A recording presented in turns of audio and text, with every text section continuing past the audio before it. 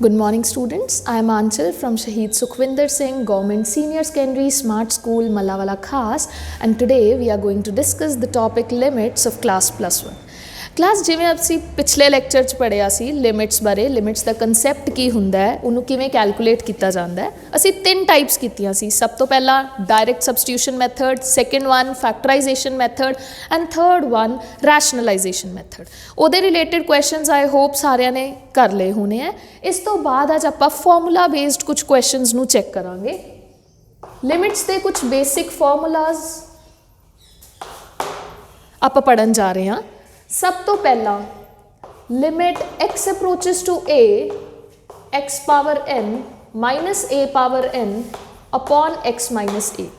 जे कोई x variable है ਉਹਦੀ पावर च कोई नंबर दिता होया है माइनस कोई a क्वांटिटी दे पावर च सेम नंबर दिता होया है डिवाइड च x माइनस a टाइप की चीज़ पई है तो तुहानू सॉल्व किते बिना ही ਇਹਦਾ डायरैक्ट एक आंसर पता लग जाता है। ਇਹਦਾ आंसर की हुंदा है n minus 1. Okay, second one is limit x approaches to a sin ax upon ax is 1. जे आपां sin च जिन्ना एंगल पिया है उन्ना ही एंगल थल्ले पिया होए तो उहदी वैल्यू डायरैक्टली कितनी आ जाती है 1 आ जाती है। इस चीज़ ते बेस्ड पहला आपां फर्स्ट टाइप ते बेस्ड कुछ क्वेश्चंस देखते हैं। जिमें देखो एग्जाम्पल के तौर पे limit x approaches to 2 x power 3 minus 8 upon x minus 2।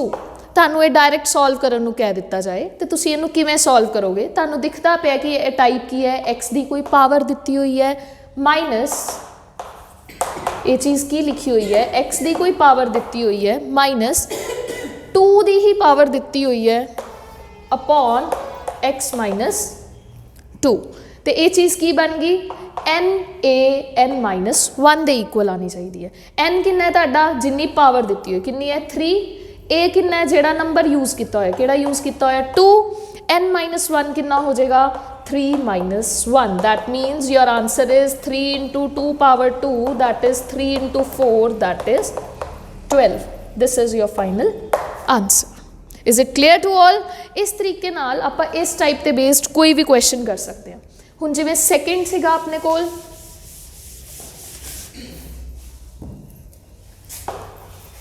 Limit x approaches to 0 sin x upon x is 1। x 0 नूं अप्रोच करदा होए साइन दे नाल जिन्ना एंगल पिया है डिवाइड च उन्ना ही एंगल पिया होए तो उहदी लिमिट कितनी हो जाती है 1 हो जाती है। इनू आपां किवें जस्टिफाई कर सकते हैं limit x approaches to 0 sin 5x upon x। Suppose उन्होंने ये कैलकुलेट करने को कह दिता sin 5x अपॉन x की लिमिट दसो तुसीं किवें कैलकुलेट करोगे। Limit x approaches to 0 sin 5x upon जिन्ना एंगल बेटा साइन नाल यूज़ होया है उही एंगल आपां नूं डिनोमीनेटर च चाहिए। कितना एंगल है इत्थे 5x तो डिनोमीनेटर च भी कितना चाहिए तुहानूं 5x। तो देखो एक x तुहाडे कोल ऑलरेडी पिया होया है वो x नूं साइड ते ही रख लिया। तुसीं 5x नाल डिवाइड किया है तो बैलेंस करन वास्ते तुहानूं 5x नाल मल्टीप्लाई भी करना पएगा। तुसीं 5x नाल मल्टीप्लाई भी करता। हुण देखो रजे आपां आ चीज़ पढ़ी है कि sin x अपॉन x की लिमिट कितनी हुंदी है 1 हुंदी है। sin 5x अपॉन 5x इस चीज़ की लिमिट कितनी आ जाएगी डायरैक्टली 1 आ जाएगी। तुहाडे कोल रह कितना जाएगा x ते x कैंसल आउट रह कितना जाएगा 1 multiply 5 that is 5। This will be your answer. I hope this is clear to all. तो फिर आप 13th क्वेश्चन एक्सरसाइज का देखते हैं। Limit x approaches to 0 sin ax upon bx। आप किवें सॉल्व करांगे जदों भी तुहानूं क्वेश्चन च साइन दिख गया इहदा मतलब तुसीं सैकेंड फॉर्मूला नूं यूज़ करके फिर क्वेश्चन सॉल्व करना है। की करना है आपां limit x approaches to 0 sin ax नूं अलग कर लिया 1 बाय bx नूं अलग कर लिया। sin ax नूं बैलेंस करन वास्ते जिन्ना एंगल साइन दे नाल पिया है उन्ना ही एंगल तुसीं थल्ले लगाना है डिनोमीनेटर च। जिन्नी चीज़ डिनोमीनेटर च लगाई है वो बैलेंस करने वास्ते उन्होंने भी न्यूमरेटर च लगाना है, तो ताड़ी बैलेंसिंग कंप्लीट होगी। जदों आ चीज़ कंप्लीट होगी तुहानूं पता लग गया कि sine the angle divided by same angle this will certainly give you 1। तो इधरों एक्स ते एक्स कैंसल हो जाएगा, रह कितना जाएगा multiply a by b. So what will be your final answer, a by b. This would be your final answer. Next देखिए,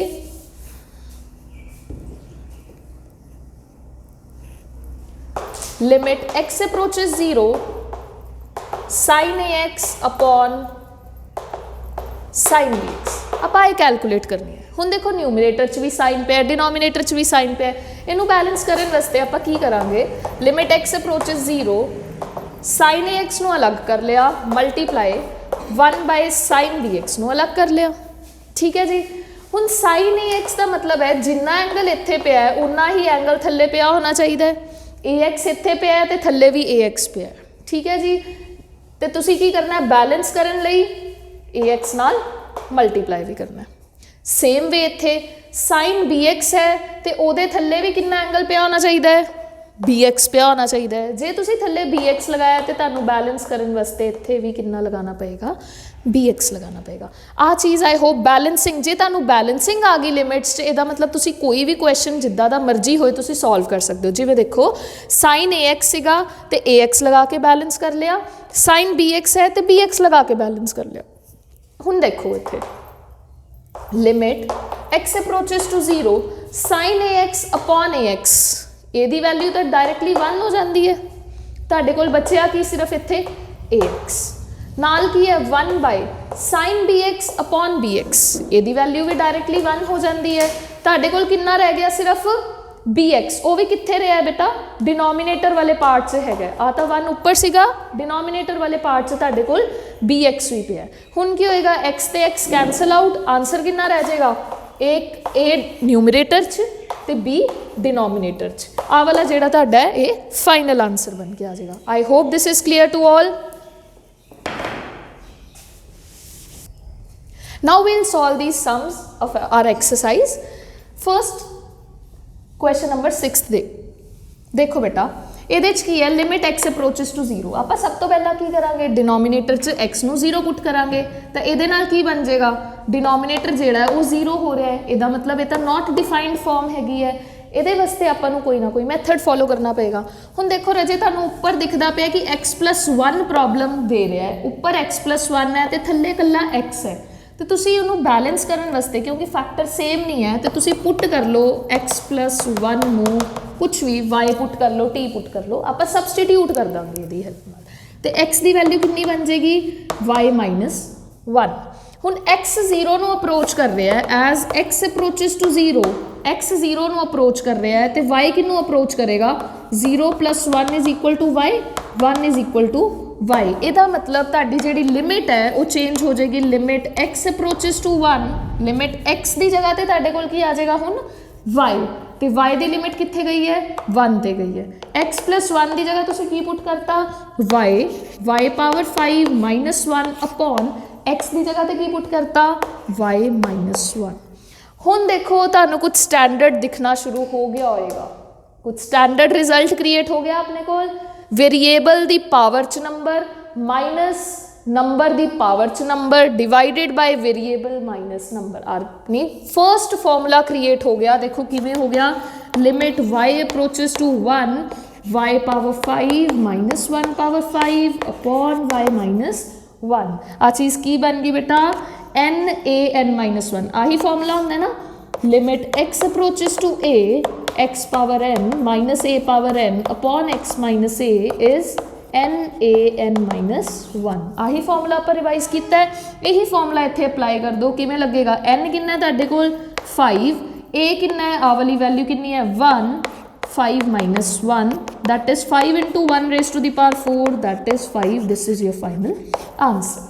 आई hope आ टाइप सारे नूं क्लीयर होगी। नैक्सट आप 7th क्वेश्चन देखते हैं। तुसी आप देखो 7th क्वेश्चन जो तुसी शुरू करोगे, लिमिट x अप्रोचेस टू 2 ये शुरू करना है। लिमिट x अप्रोचेस टू 2 है, तुसी डिनोमीनेटर च 2 नू पुट कर दो, की बन जाएगा 4 - 4 दैट इज 0। ये तो इनडिटर्मिनेट फॉर्म बन गई। ये वास्ते हुण आपां नू नए टाइप नए कोई ना कोई आपां नू कंसैप्ट सोचने पैने हैं। तुसी आप देखो इत्थे भी क्वाड्रेटिक इक्वेशन है, इत्थे भी क्वाड्रेटिक इक्वेशन है, आपां नू अपने आप ही स्ट्राइक हो जाता है कि फैक्टर्स ब्रेक करने सब तो बेस्ट मैथड रहेगा। तो आपां फैक्टर्स ब्रेक करने शुरू कर दिंदे आ। डिनोमीनेटर च तां a - b a + b factor बन गया आराम नाल। न्यूमीनेटर च देखो 30 किवें बनेगा 3x² - 6x + 5x - 10 की बन गया अपने को लिमिट x अप्रोचेस टू 2। इन्हां दोनों च तुसी की कॉमन ले लिया 3x x - 2 + 5 x - 2 upon x - 2 × x + 2। ठीक है जी। नेक्स्ट देखो limit x approaches to 2 x - 2 common 3x + 5 over x - 2 × x + 2 x - 2 ਤੇ x - 2 वाला फैक्टर तो कैंसल हो गया। हुण तुसी x की जगह ते 2 पुट करके देखो तो तुहाडे कोल की आ जाएगा। हुण देखो तुसी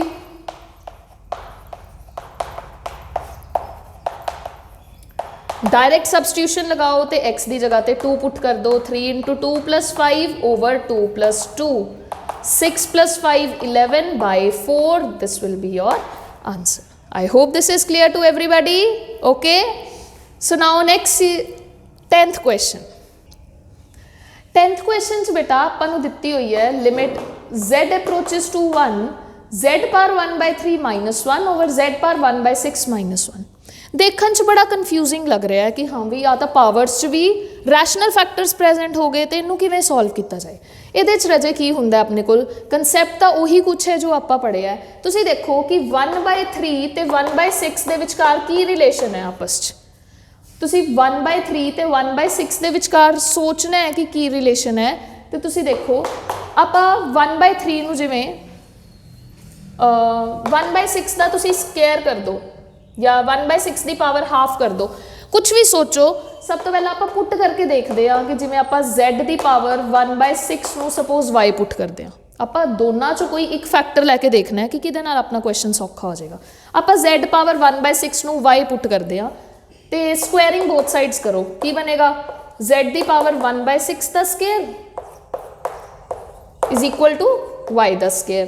आ कितना बन जाएगा z की power 2/6 is equal to y square, z की power 1/3 is equal to y square. इत्थों तुहानूं क्लीयर हो गया कि 1/3 ते 1/6 दे विचकार तुसी एक रिलेशन फाइंड आउट कर लिया। इत्थे 1/3 ऑटोमैटिकली बन के आ गया जदों तुसी 1/6 नूं y पुट किया। हुण देखो इनू भी कन्वर्जन करती y च ते एज z अप्रोचेस टू 1 तो y will approach to what, z की जगह तुसी 1 पा दो तो y की जगह की आएगा y कितना है z की पावर 1/6 वो भी तो 1 नहीं आ जाएगी। तो यदा मतलब अपनी लिमिट की बन गई limit y approaches to 1 z power 1/3 की जगह तुसी की पाना है y का स्केयर -1 ओवर z पावर 1/6 की जगह तो की लिखना है y -1। इत्थों तक अपना क्वेश्चन क्लीयर हो गया। उस तो अगे तो तुहाडे कोल 2 मैथड्स हैं हुण इहनूं सॉल्व करन दे। सब तो पहला फैक्टराइजेशन मैथड जिहड़ा आपां नूं देखदे सार ही पता लगदा है कि a² - b² आपां लगा सकदे आ। ते दूजा अपने कोल किहड़ा है फॉर्मूला नंबर 1 आही वाला formula x power n - a power n upon x - a। इत्थे पावर च कितनी है 2, इत्थे 1 की भी पावर 2 लिख सकते आपां। ते इस तरीके नाल तुसी जिहड़े मर्जी मैथड नाल सॉल्व कर लो इनू y - 1 y + 1 over y - 1 factorisation भी बना सकते हो। y - 1 ते y - 1 कैंसल आउट हो गया। हुण डायरैक्टली की करना है y की जगह ते 1 पुट करना है 1 + 1 2 and this is your answer. I hope अज वाला आपां नूं लिमिट्स का सारा कंसैप्ट क्लीयर हो गया। 13.1 एक्सरसाइज तुहाडी लिमिट्स दी है। बेसिक आपां सारे क्वेश्चनस कर लिया, सारे कंसैप्ट्स कर लिया ते अगे तुसी ट्राई कर सकते हो। कोई भी डाउट्स होए तो तुसी मैनूं पुछ सकते हो। Thank you class, have a good day.